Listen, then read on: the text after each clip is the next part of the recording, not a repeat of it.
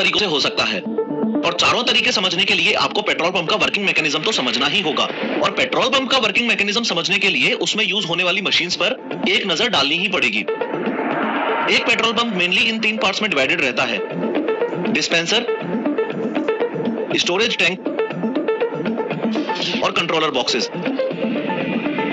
यहां लगी यह डिस्पेंसर मशीन है जो कि इस अंडरग्राउंड फ्यूल स्टोरेज टैंक से पाइपलाइन के थ्रू कनेक्टेड रहती है। इस डिस्पेंसर मशीन का काम कंट्रोलर रूम में लगे इस कंट्रोलर को कमांड देना होता है कि स्टोरेज टैंक में लगे सबमर्सिबल पंप को स्टार्ट करे और ऑयल को पाइपलाइन से डिस्पेंसर मशीन के नोजल तक भेजे। अगेन रियल लाइफ एग्जांपल के बिना टॉपिक को अच्छे से समझ पाना पॉसिबल नहीं है, तो मैं मेरी गाड़ी में ऑयल डलवाने के लिए पास के ही पेट्रोल पंप पर गया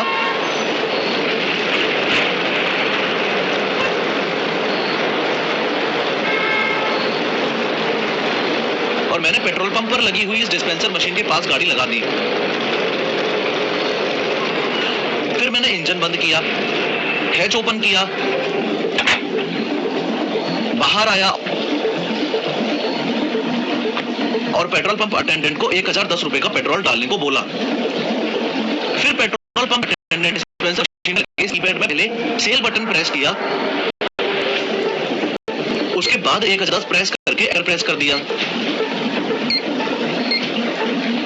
उसके बाद नोजल उठाते ही अटेंडेंट ने मुझे बोला कि जीरो चेक कर लो। यहां एक छोटा सा कैच है, ध्यान से समझना।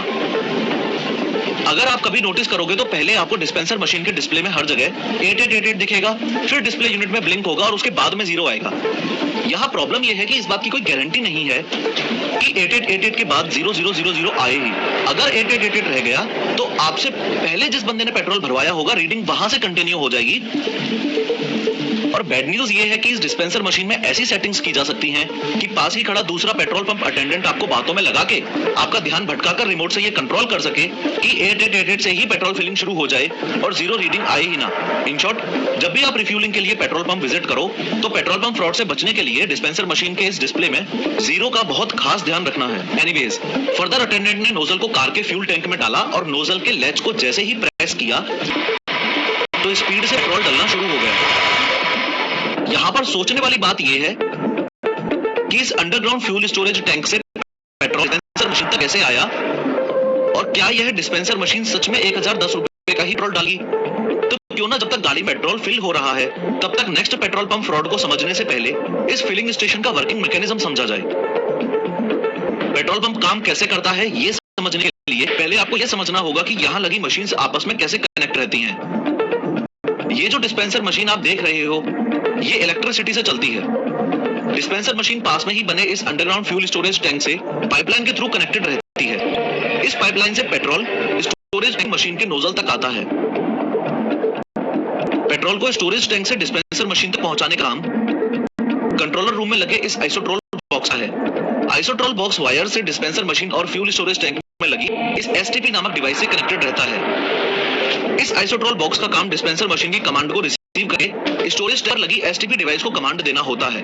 पेट्रोल पंप अटेंडेंट जैसे ही कीपैड से एंट्री करने के बाद नोजल उठा तो डिस्पेंसर के लोअर कंपार्टमेंट में लगे इस कंट्रोल रूम में लगे इस आइसोट्रोल बॉक्स को सिग्नल भेजा मशीन पहुंचाओ। जैसे ही कंट्रोलर बॉक्स का सिग्नल एसटीपी को मिला तो स्टोरेज टैंक में लगी सबमर्सिबल पंप ऑटोमेटिकली चालू हो गई। सबमर्सिबल पंप में लगी प्रोपेलर ने घूमना शुरू किया और ऑयल टैंक से उठाकर पाइप में ऊपर की ओर प्रेशर से भेजना शुरू कर दिया।